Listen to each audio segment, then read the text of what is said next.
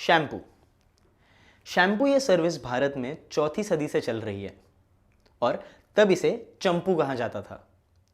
आज मार्केट में विभिन्न प्रकार के शैम्पू और कंडीशनर्स उपलब्ध है और ये सारे आपके ज़रूरत के अनुसार बनाए जाते हैं।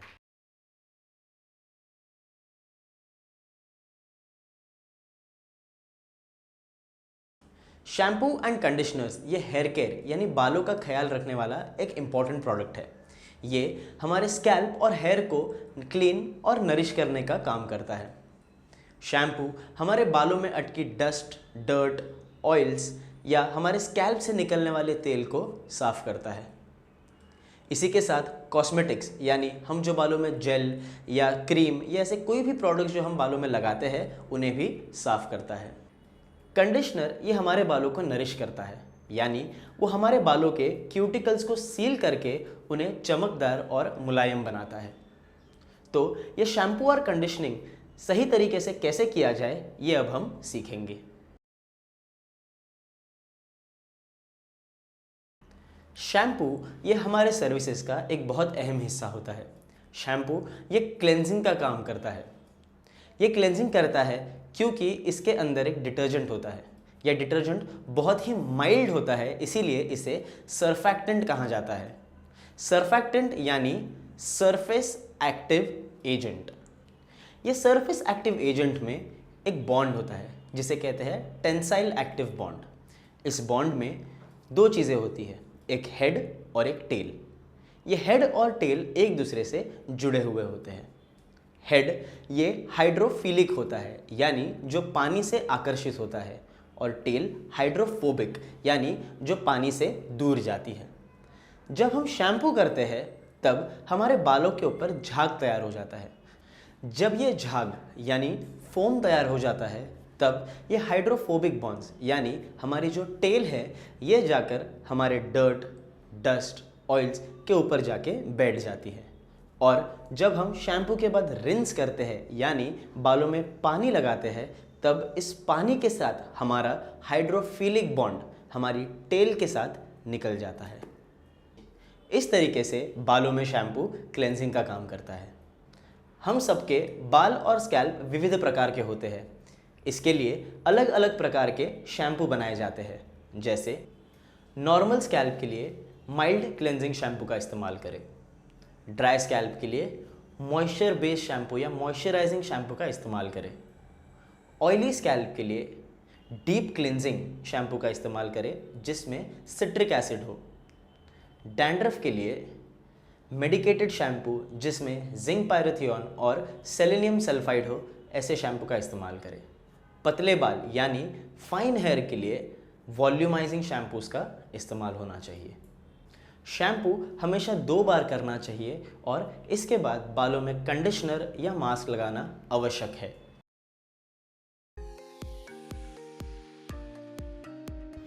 प्रोसीजर स्टार्ट करने से पहले हम पीपी का इस्तेमाल करेंगे। मास्क, सेल्फ एप्रन और ग्लव्स पहन लेंगे। इसके बाद हमें शैम्पू स्टेशन को अच्छे से क्लीन करना है। ध्यान रहे, शैम्पू स्टेशन के हर इस्तेमाल के बाद और इस्तेमाल के पहले आपको उसे साफ़ करना है। क्लाइंट को टॉवल से ड्रेप करेंगे और कंफर्टेबली शैम्पू चेयर पे बिठा लेंगे। आपको आपके क्लाइंट को उनके कंफर्ट के लिए पूछना है और साथ ही में वाटर टेम्परेचर भी पूछना है। पानी से बालों को अच्छे से रिंस कर लेंगे, इससे आपको शैम्पू करने में आसानी होगी।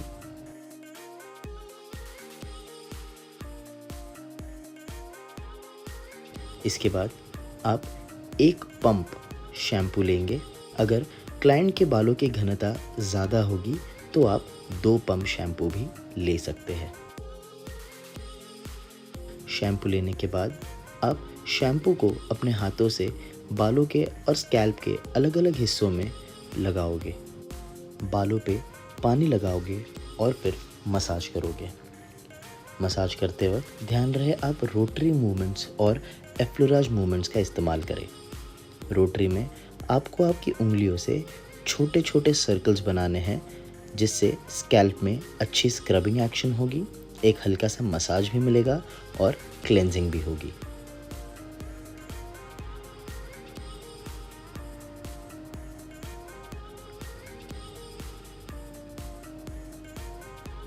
ये क्रिया झाग आने तक करती रहनी है। स्कैल्प पर अच्छे से झाग तैयार होने के बाद आप मिडल टू एंड्स को भी शैम्पू करोगे। मिडल टू एंड्स पर शैम्पू करने के वक्त बालों को बहुत ज़्यादा घिसना नहीं है, ज़रूरत के अनुसार ही साफ़ करना है। इसके बाद आप बालों को पानी से रिंस करोगे। रिंस की एक्शन अच्छी होनी चाहिए जिससे बालों में बचा हुआ सारा प्रोडक्ट और शैम्पू बाहर निकल आए।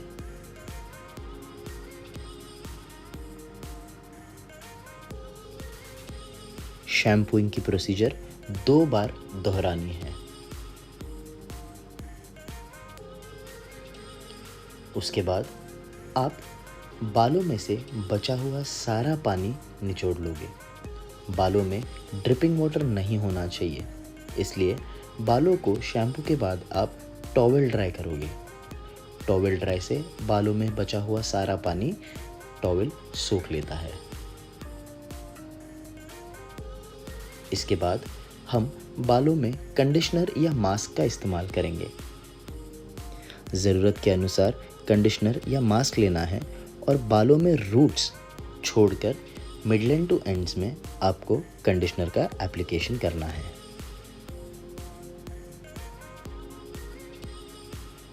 कंडीशनर और मास्क से बालों के क्यूटिकल सील हो जाते हैं और बालों को नरिशमेंट मिलती है। इसलिए मिडल टू एंड्स की तरफ कंडीशनर और मास्क अच्छे से लगाकर बालों को कोम करना है।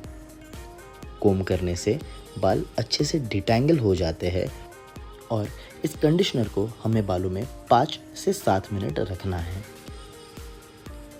इसके बाद हम कंडीशनर को भी बालों में से रिंस कर देंगे। ध्यान रहे कंडीशनर बालों में से अच्छे से निकल जाना चाहिए, कोई भी प्रोडक्ट बालों में बचना नहीं चाहिए।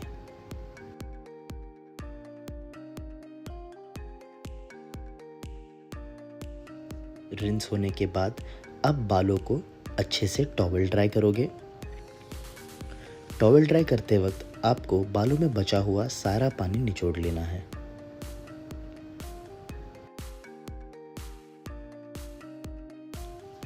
टॉवेल ड्राई करने के बाद क्लाइंट को टॉवेल से टर्बन बांधना ज़रूरी है। ये बालों में बचा हुआ पानी सोख लेता है और साथ ही में जब हमारा क्लाइंट शैम्पू स्टेशन से वर्क स्टेशन की तरफ जाता है तब पानी ड्रिप नहीं होता और सैलून गंदा भी नहीं होता।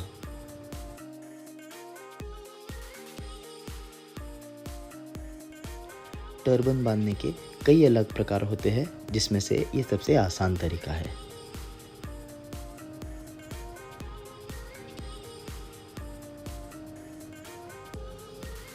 क्लाइंट को वर्क स्टेशन पे कंफर्टेबली बिठा लेना है और इसके बाद उनका टॉवेल ओपन करके या उनका टर्बन ओपन करके क्लाइंट के बालों को ब्लो ड्राई की क्रिया के लिए तैयार कर लेना है। ब्लो ड्राई करने से पहले हम बालों को फिर से एक बार अच्छे से टॉवेल ड्राई करेंगे। ब्लो ड्राई करने से पहले या ब्लास्ट ड्राई करने से पहले बाल 50% to 60% टॉवेल ड्राइड होने चाहिए। इसके बाद हम बालों में सीरम एप्लीकेशन करेंगे। सीरम ये बालों को और अच्छे से डिटैंगल करने में और हीट प्रोटेक्शन में मदद करता है। सीरम को हाथ में और उंगलियों के बीच अच्छे से फैलाकर बालों में लगाना है। बालों में सीरम लगाते वक्त आप उंगलियों का इस्तेमाल करोगे, जिससे सीरम किसी एक स्पेसिफिक स्थान पर पैची तरीके से ना लगे। इसके बाद अब बालों को 70% ब्लास्ट ड्राई करोगे, यानी 70 to 75% ब्लास्ट ड्राई करोगे।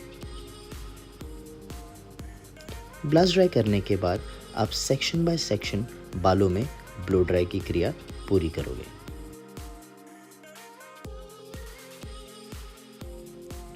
ब्लो ड्राई की टेम्परेचर सेटिंग्स बहुत ज़्यादा हॉट मोड पर नहीं होनी चाहिए, इससे की हुई कंडीशनिंग या डीप कंडीशनिंग पर असर हो सकता है।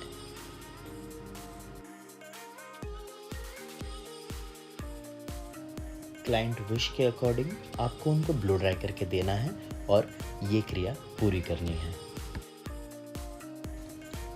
इस तरीके से आपकी क्लाइंट की शैम्पू और कंडीशनिंग की प्रोसीजर पूरी हो जाती है।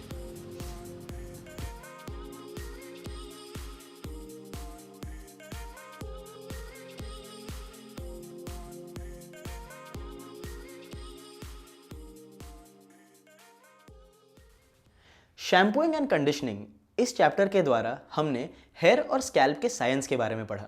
साथ ही में हमने शैम्पू और कंडीशनिंग का साइंस भी पढ़ा। शैम्पू और कंडीशनिंग के लिए लगने वाले जो उचित प्रोडक्ट्स है हमने उसकी भी जानकारी ली और साथ ही में हमने इसकी पूरी प्रोसीजर भी देखी।